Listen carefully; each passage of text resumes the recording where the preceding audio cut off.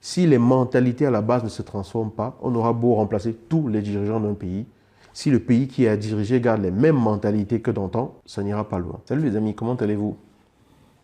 J'espère que vous allez bien. On est dans un nouveau numéro de Graines pour l'Afrique et j'ai voulu partager sur un sujet suite à une expérience que j'ai vécue récemment.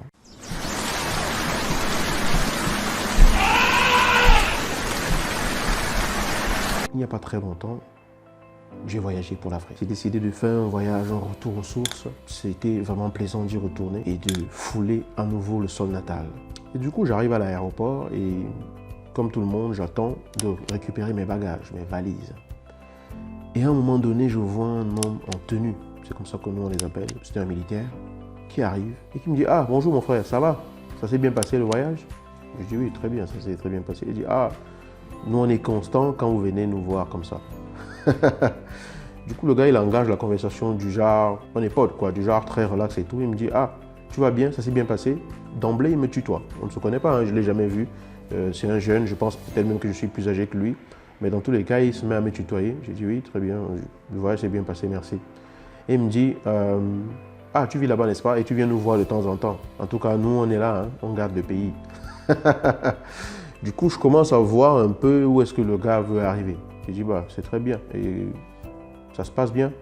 Le gars me dit, ah, il n'y a que vraiment les gens là qui nous fatiguent encore un peu au nord, là. Et j'ai dit, ah, ça continue. Il me dit, oui, oui, oui, on a perdu même quelques camarades récemment, là. Franchement, c'est difficile. J'ai dit, oui, j'imagine bien. Il me dit, vraiment, je suis très content quand vous rentrez comme ça. Nous, on garde la maison, vous revenez. Nous, on est toujours content de vous voir, hein, parce que c'est nous qui gardons la maison, hein, d'accord? Et ce dont je me doutais finit par arriver. Il me dit, mais est-ce que tu n'as pas quelque chose sur toi pour que je puisse aller prendre une bière et tout ça, juste à côté.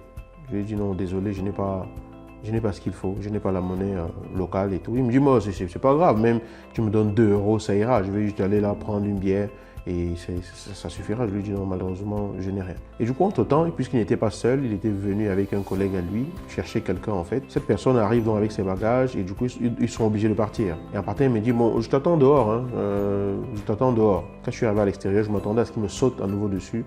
Mais il ne l'a pas fait. Vous savez, lorsque vous exercez une profession, à mon avis, votre profession n'est pas juste votre manche-pain. C'est aussi la voie que vous avez choisie pour exprimer qui vous êtes. À moins que vous vous soyez retrouvé dans cette profession-là justement parce que vous aviez faim et qu'il fallait dans tous les cas trouver un moyen de nourrir votre famille. Et c'est la plupart du temps comme cela.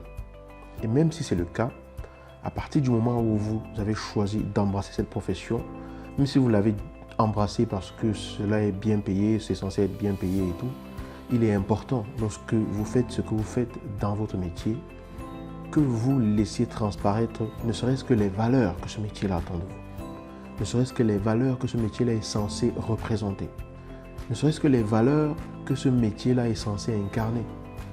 D'accord? Pourquoi est-ce que je vous raconte ça? Parce que je raconte un exemple que j'ai vécu avec une personne spécifique. Ça ne veut pas forcément dire que cette personne est mauvaise. Je suppose qu'on va expliquer cela comme étant en rapport avec la conjoncture et tout. Mais dans tous les cas, lorsque vous incarnez une fonction, c'est important de vraiment l'incarner. À partir du moment où vous portez une tenue qui est reconnue de l'extérieur comme étant signe d'une appartenance à un corps d'élite, il est important d'avoir une morale d'élite. Parce que c'est ainsi que vous donnez espoir à d'autres personnes d'embrasser cette fonction-là pour de bonnes raisons. C'est ainsi que vous montrez l'exemple. C'est ainsi que vous restez fiers du rôle que vous avez choisi d'embrasser. Je pense que au-delà de notre fonction, au-delà du métier que nous faisons, au-delà de ce que nous faisons dans la vie, il y a l'être que nous sommes, il y a les valeurs que nous représentons, il y a les valeurs qui nous habitent. Et si nous, on n'a pas de propres valeurs qui nous habitent, qui nous portent, qui nous guident, c'est important d'honorer au moins les valeurs que sont censées représenter le corps de métier auquel on appartient. Quel que soit le corps de métier, quel que soit le métier que vous exercez, il y a quand même un code de fonctionnement dans ce métier-là. Et si vous n'êtes pas capable de refléter ce code de fonctionnement-là, notre société a un problème. Parce que la transformation d'une société ne se fait pas au niveau supérieur, elle se fait à la base. C'est la base qui soulève, qui supporte le sommet. Tant que le sommet est là, ça veut dire que la base, quelque part, a entretenu à ce que le sommet soit là. Que ce soit consciemment ou inconsciemment, que ce soit volontairement ou pas, que ce soit parce qu'on souffre ou parce qu'on est bien, peu importe, on ne va pas rentrer là-dedans. Mais c'est comme une maison, c'est comme une pyramide. Le sommet de la pyramide ne peut pas en être le sommet si la base de la pyramide ne se maintient pas. La transformation d'un pays ne peut pas se faire si la couche moyenne de la population n'est pas dans une certaine énergie pour amener cette transformation-là. Si les mentalités à la base ne se transforment pas, on aura beau remplacer tous les dirigeants d'un pays. Si le pays qui est à diriger garde les mêmes mentalités que d'antan, ça n'ira pas loin. Alors honorons les corps de métier que nous embrassons. Honorons les corps de métier que nous avons choisi d'incarner. C'est la moindre des choses. Je dis ceci, je n'attaque personne, je n'en veux à personne, je n'accuse personne. C'est pour construire, c'est pour attirer l'attention, c'est dans un esprit de fraternité et de partage. Et ce que je dis, ce n'est même pas forcément que ce soit la vérité. Mon analyse n'est pas forcément la vérité.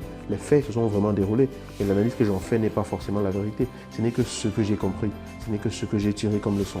Vous êtes responsable de ce que vous comprenez, de ce que je vous dis et de ce que vous en faites. Je vous dis à bientôt dans une nouvelle vidéo de Graines pour l'Afrique. Ciao.